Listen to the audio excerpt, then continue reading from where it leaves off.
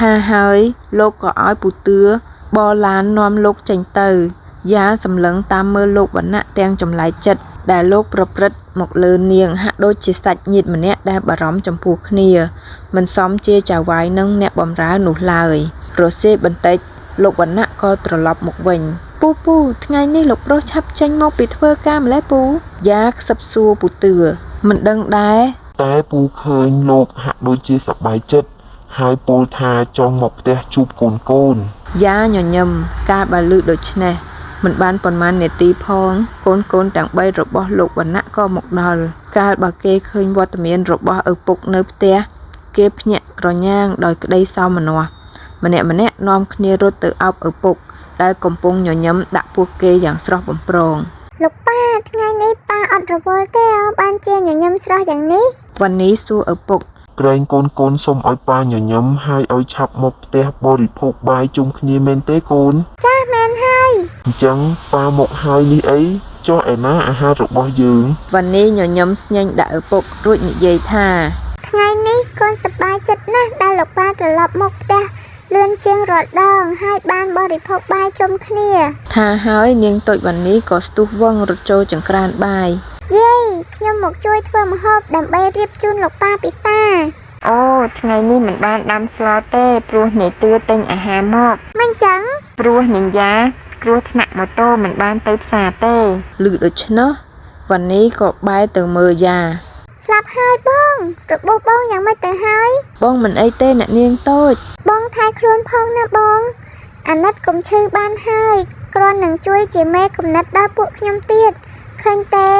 កម្មវិធីរបស់បងមានប្រសិទ្ធភាពណាស់ថ្ងៃនេះលោកប៉ាមកផ្ទះពីថ្ងៃបរិភោគបាយជាមួយកូនដោយគម្រោងការដែលបងគិតទុកអញ្ចឹងខ្ញុំសប្បាយចិត្តណាស់បង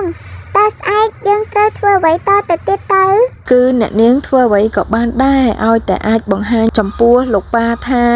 នាងតូចស្រឡាញ់លោកហើយនឹករលឹកលោកត្រូវការចង់បានពេលវេលាជាមួយលោកឪពុកឲ្យបានរមនាដូចពីដើមមកវិញចាអរគុណបងយ៉ាចាំប្អូននឹងធ្វើតាមយ៉ាក៏រៀបកញ្ចប់ម្ហូបដាក់ចានឲ្យវណ្ណីជាអ្នកលើកជូនលោកប៉ានៅក្នុងបន្ទប់អាហារលោកវណ្ណៈលួចដៀងកន្ទុយភ្នែកសង្កេតមើលរឹកពីរបស់កូនស្រីរឹកពីរបស់យ៉ាទំនងដូចជាចង់ដឹងថាតើអ្នកទាំងពីរកំពុងគិតអ្វីនឹងគ្នាហើយក៏លួចធ្វើមុខញញឹមស្មើតែម្នាក់ឯងពេលនេះបរិយាកាសគ្រួសារដែលធ្លាប់តែស្ងៀមស្ងាត់យូរមកហើយនោះក៏ប្រែជាស្រស់បំព្រងឡើងវិញយ៉ាងត្រកាលដោយម្នាក់បានបញ្ចេញភាពញញឹមលើផ្ទៃមុខរៀងខ្លួនចំពោះគ្នាទៅវិញទៅមករីឯអ្នកដែលទទួលនៅក្តីរីករាយរំភើបក្នុងចិត្តច្រើនជាងគេចម្លែកនោះគឺលោកវណ្ណៈខ្លួនឯងតែម្ដងនៅខាងលើឡៅលោកវណ្ណៈក៏បានជួយពិនិត្យកិច្ចការសាលារបស់កូនព្រមទាំងបានអង្គុយជជែកនិយាយគ្នារបៀបឪពុកនិងកូនយ៉ាងស្និទ្ធស្នាលនឹងគ្នាសាជាថ្មី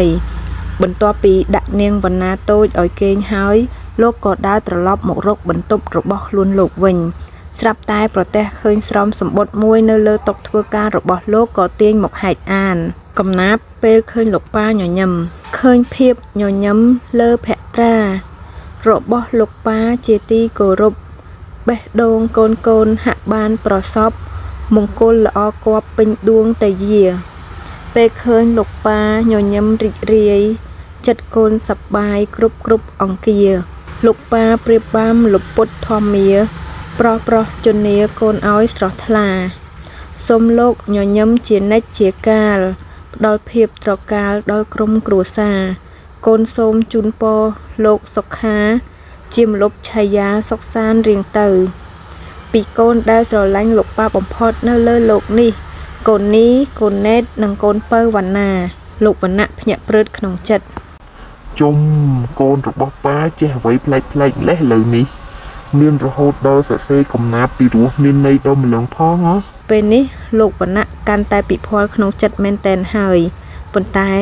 លោកក៏សប្បាយចិត្តដែលបានទទួលលិខិតនោះ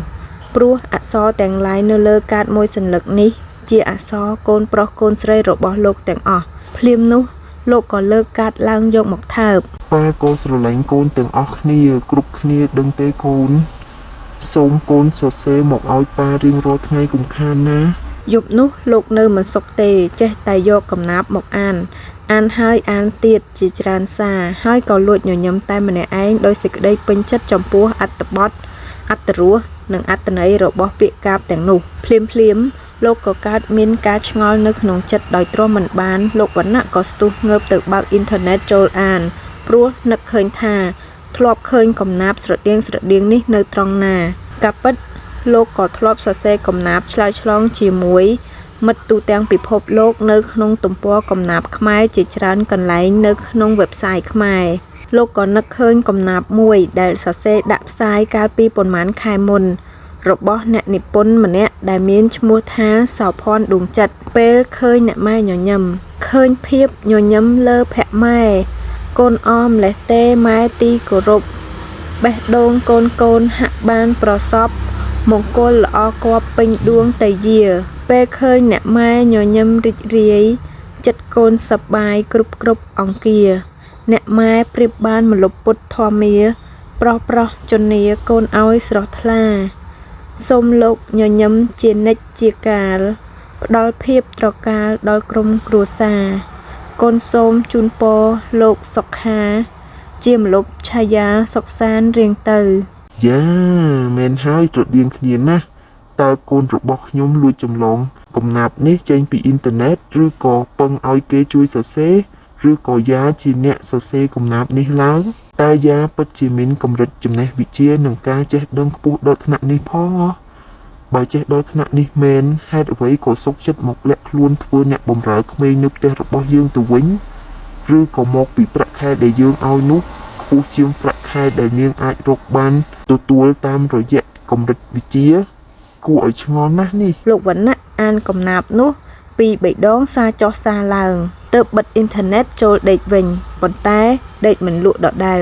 លោកក៏ងើបដើរឡើងចុះទៅក្រោមស្រាប់តែប្រទះឃើញយ៉ាកំពុងតែអង្គុយសរសេរនៅលើតុបាយសរសេរសម្បត្តិទៅនរណានឹងយ៉ាភ្ញាក់ព្រឺតស្ទុះបិទសៀវភៅយ៉ាងប្រញាប់គឺសរសេរទៅផ្ទះលោកប្រុសមានការអ្វីចង់ប្រើនាងខ្ញុំដែរទេមិនមានទេគ្រាន់តែអបសុកចង់រកគ្នានិយាយលេងចង់ឲ្យខ្ញុំទៅដាស់ពូទឿទេលោកប្រុសមិនបាច់ទេខ្ញុំនិយាយជាមួយនាងក៏បានបើនាងមិនទើសទាល់ខ្ញុំនោះយ៉ាស្ទុះក្រោកឡើងឈរសម្ដែងការគោរពពេលឃើញលោកដើរចូលមកនាងចាំជួយចាក់ទឹកត្រជាក់ឲ្យខ្ញុំមួយកែវផងយកទៅឲ្យខ្ញុំនៅក្នុងបន្ទប់ទទួលភ្ញៀវផងណាចាស់លោកប្រុសយ៉ាប្រញាប់ចាក់ទឹកត្រជាក់ពីទូទឹកកកជូនលោកយ៉ាងលឿនមើលនាងនិយាយប្រាប់ខ្ញុំបន្តិចមើលអំពីក្រុមគ្រួសារនាងលោកវណ្ណៈអង្គុយក្នុងសាឡុងនិយាយទៅកាន់យ៉ាដែលអង្គុយបត់ជើងនៅលើកម្រាលព្រំក្នុងផ្ទះសម្ដែងការគោរពចំពោះម្ចាស់ផ្ទះគឺនាងខ្ញុំកំព្រាម្ដាយតាំងពីតូចហើយរស់នៅជាមួយឪពុកក្រោយមកគាត់រៀបការប្រពន្ធថ្មីមានកូន2នាក់ទៀត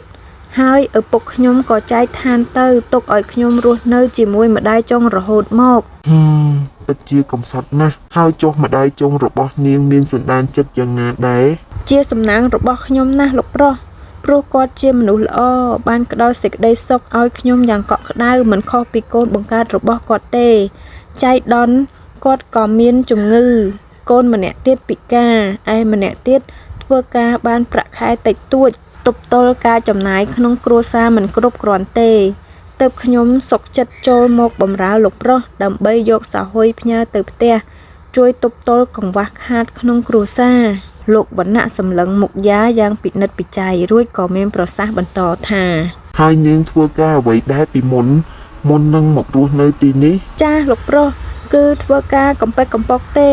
មិនសូវជាបានកម្រៃមកផ្ទះជួយម៉ែជួយប្អូនប៉ុន្មានទេហើយចុះនាងធ្លាប់ប្រើអ៊ីនធឺណិតទេយ៉ាភ្ញាក់ព្រឺតកាលបើលោកវណ្ណៈសួរដេញជើងនាងដូចនេះចាលោកប្រុសចេះតិចតួចពេលប្អូនប្រុសរបស់ខ្ញុំបង្គាប់ព្រោះគេធ្វើការនៅហាងសេវាទូរស័ព្ទនិងអ៊ីនធឺណិតនោះស្រាប់ពេលនោះលោកវណ្ណៈកំពុងតែស្រវាផ្គុំប្រស្នាដែលមាននៅក្នុងចិត្តរបស់លោកអំពីជីវប្រវត្តិពិតរបស់យ៉ាហើយចុះនាងមានគិតថាការងារជាអ្នកបម្រើគេវាអាប់អោនកិត្តិយសទេចាស់លោកប្រុសអត់ទេថ្មីបើឈ្មោះជាអ្នកបម្រើពិតមែន